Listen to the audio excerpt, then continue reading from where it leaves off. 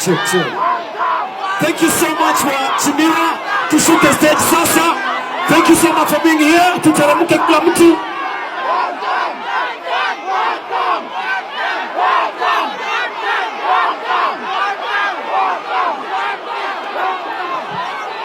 All right.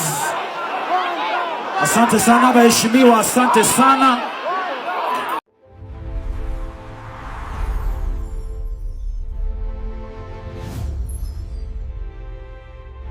Ladies and gentlemen, that is a function that was organized in Nairobi by some youth from the Gusii region. The function was purely about the Gusiis, in that it was just an entertainment platform for the Gusii youth majorly, but also the other generations were also present. So Silvanus Osoro also bought the ticket, so he was there together with his team. Now, in this function, there were 2-term and 1-term movement politicians. When they were called at the stage, the people of that place, the people in that function, the youth started chanting 1 term.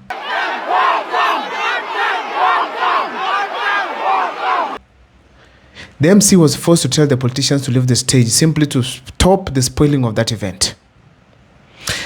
Such kind of an occurrence, it is politically significant. And that is what I want to take you through here on this particular channel. Basically on the reasons as to why, or maybe the indications of this kind of an event or this kind of an activity, where Osoro, one of the closest leaders of President William Ruto, also who has been making various journeys and holding various functions within the Gusii region, literally gets chased away from the stage by the people of the Gusii region. But before I take you through, if this is the first time you're watching my videos at Mukwa Times, please take a second or two to subscribe, like, and comment, because that is the best support you can always give this channel. Without much wasting of time, let me dive into this topic here today. Ladies and gentlemen, according to me, there are very serious signs that are coming out of that kind of occurrence. Number one, the Gusii community is entirely united behind Dr. King Fred Matiang'i. I am saying Dr. King Fred Matiang'i know him very well, that also Justice David Kinani Maraga has also registered as going to vie for president in 2027. But in Maraga's case, whenever he makes a journey to the Gusii region, he's always stopped by the people and told that step aside for your brother.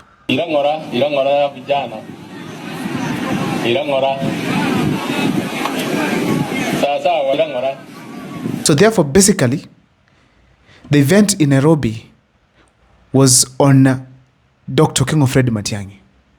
People were chanting 1 term, basically to show their support for Dr. King Fred Matiang'i. And in fact, now the support for Matiang'i is not just within the youth. It is both the youth and the older generations, both female and gender, female and male, I mean. So ladies and gentlemen, in a nutshell, it is not easy for William Ruto to shake the Gusii community. Let me start by telling you that William Ruto has made 9 journeys. No, actually the deputy president has made 9 journeys to the Gusii region. William Ruto has made almost the same journeys. And they have even taken people to State House. Not once, but twice. So in a nutshell, all the efforts that they're making, still they're not able to dismantle the support that Dr. King Fred Matiang'i has locally. Number 2, ladies and gentlemen, the youth are still against President William Ruto. We all know that William Ruto hosted about 15,000 youth in State House. Drank, sodas there, ate very well, and others actually were given money, 2,000 shillings each, while on their way back home. That was basically to bring the youths closer, in that they feel that they're part of William Ruto's administration. But disappointingly, it is that these people are still against President William Ruto despite going to State House. So the 1 term slogans that are across the country, but more special from the Gusii festival, it was a very clear indication that the youth are still against President William Samoei Arap Ruto. I don't know what he's going to do, but things are not good on his side. When I tried to interrogate, when I go to the streets to do my research to ask people, why are they really against William Ruto? Most of them talk about extrajudicial killings and merciless abductions. That is something that William Ruto really made a mistake to do. The other thing that I was able to learn from this event, ladies and gentlemen, it is that as far as the Gusii community is concerned, it is not good for traitors. The ground is not good for traitors. When I say traitors, I mean the people who are not supporting Dr. King Fred Matiang'i as we speak today. Dr. King Fred Matiang'i's support means the Gusii community is united. So therefore, if you are against Dr. King of Fred Matiang'i, it means you don't want the unity of the Gusii region. It's only Sarati, Osoro, and the others. According to what I saw, it was a clear indication that it is not good for the traitors. They might have money, but at the villages, it might not be easy. I don't know what exactly is going to happen, but ladies and gentlemen, the people do not want whoever who goes against Dr. King of Fred Matiang'i within the Gusii region. I wish they knew this early enough so that they can be able to secure their political future.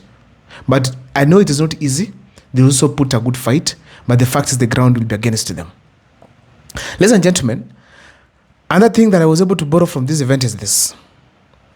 Ruto's efforts are not really bearing fruits, not just in the Gusii region, but across the country.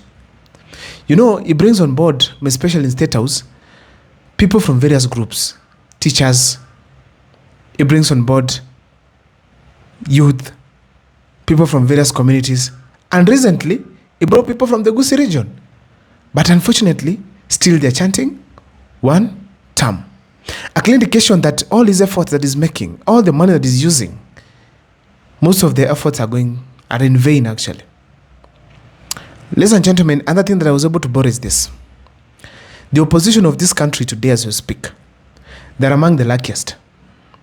They're among the luckiest in the sense that they have an opportunity to beat President William Ruto come 2027.